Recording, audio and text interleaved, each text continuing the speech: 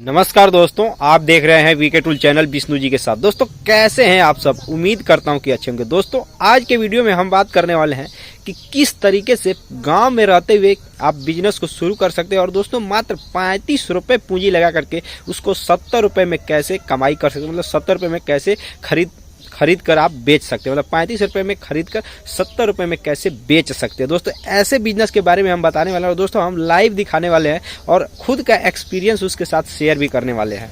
तो दोस्तों वीडियो पूरा लास्ट तक देखिएगा। और दोस्तों एक बात मैं आपको बता दूं कि अगर आप चैनल पे पहली बार आए हैं तो चैनल को सब्सक्राइब करना ना भूलिएगा और ज़्यादा से ज़्यादा लोगों तक शेयर भी आप वीडियो को कर सकते हैं। दोस्तों आज के वीडियो में नए बिजनेस आइडिया में आपका स्वागत है। तो चलिए दोस्तों आज का वीडियो शुरू करते हैं। दोस्तों आज जो बिजनेस आइडिया है, आज का जो बिजनेस आइडिया है वो एक तरीके से गांव में मैं बताने वाला हूं और उसको गांव से रहते हुए, अगर आप गांव से बिलोंग करते हैं, गांव में रहते हैं, तो ये बिजनेस बहुत ही इजीली शुरू किया जा सकता है। दोस्तों इसमें बहुत ज़्यादा लागत की आवश्यकता नहीं है। दोस्तों 1000 रुपये में भी आप इस बिजनेस को शुरू कर सकते हैं। और दोस्तों 35 रुपये खरीद करके 70 रुपये कैसे बेच सकते हैं, यही तो बिजनेस है। इसी के बारे में मैं बताने वाला हूं। दोस्तों यह जो बिजनेस है, यह बिजनेस एक तरीके से अगर समझा जाए तो यह पुराने लोहे का सामान खरीद कर बेचने का बिजनेस है। दोस्तों अगर नॉर्मली अगर आप गांव में रहते होंगे तो आप जेन्युइन तरीका देखते होंगे 30 से 35 रुपये किलो कबाड़ के रेट में, यानी पुराना जो लोहा है, जो भी मतलब पुराना स्क्रैप है, कोई पार्ट है, पुर्जा है, जो कुछ भी है, अगर लोहे का धातु है तो दोस्तों 30 से 35 रुपये किलो आप उसको बेचते हैं। लेकिन दोस्तों अगर वही चीज़ अगर दुकान से अगर पुराना ही खरीदने जाते हैं तो आपको वो 70 रुपये, 65 रुपये, 70 के बीच में मिलता है। क्यों दोस्तों, मैं खुद का एक्सपीरियंस आपके साथ बताने वाला हूँ। तो चलिए दोस्त कैमरे को दूसरी तरफ घुमाते हैं और आपको पूरे विस्तार से समझाने का प्रयास करते हैं।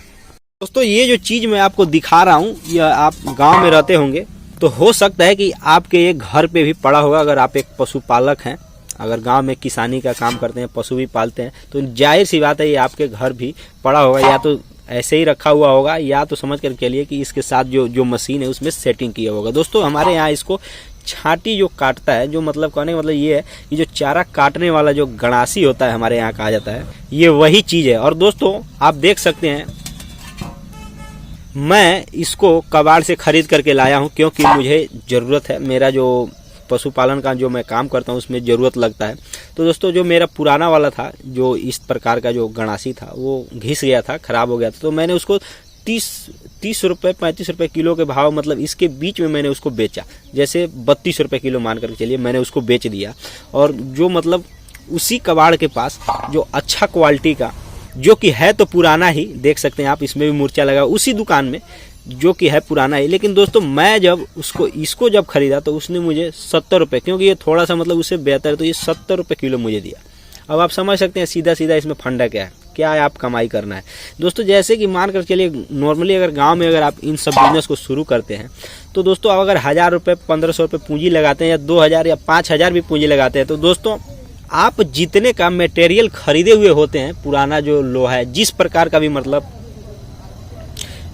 धातु है, लेकिन जो लोहे की ही धातु की मैं बात कर रहा हूँ, चाहे वो किसी भी डिजाइन का बना हो, लेकिन जब वो कबाड़ के रूप में पुराना खरीदते हैं तो दोस्तों वो 30-35 के बीच में, अभी का टाइम में करेक्टली रेट बता रहा हूँ, 30-35 के बीच में खरीदते हैं। लेकिन दोस्तों यही चीज़ अगर आप थोड़ा अच्छा दिख रहा है, अगर कोई व्यक्ति जाता है उसी पुराने चीज़ को खरीदने, तो दोस्तों 60 से 65 रुपये, 70 रुपये किलो के बीच में उसको खरीदना पड़ता है। तो दोस्तों मेरा बताने का मतलब ये जरूर आप समझ गए होंगे कि मैं आपको क्या बताने वाला हूँ। दोस्तों मैं सीधा मैं ये बताने वाला हूँ कि आप भी चाहे तो इस प्रकार के जो छोटे छोटे सामान हैं उनको घूम करके ठेला के जरिए खरीद सकते हैं और इकट्ठा करके दोस्तों चाहे तो आप उसको बड़े व्यापारी को बेच सकते हैं। अन्यथा दोस्तों अगर गाँव में ही अगर यूजफुल सामान में अगर कुछ मान करके चलिए और भी मतलब उपयोग आने वाली बहुत सभी लोग होते हैं, जो कोई भी पार्ट है या किसी भी चीज़ का पार्ट है, लोहा का पार्ट है, तो दोस्तों वो नया नहीं खरीद सकते हैं, तो पुराने कबाड़ में ही खरीदने के लिए जाते हैं। तो जाहिर सी बात है दोस्तों आप वहाँ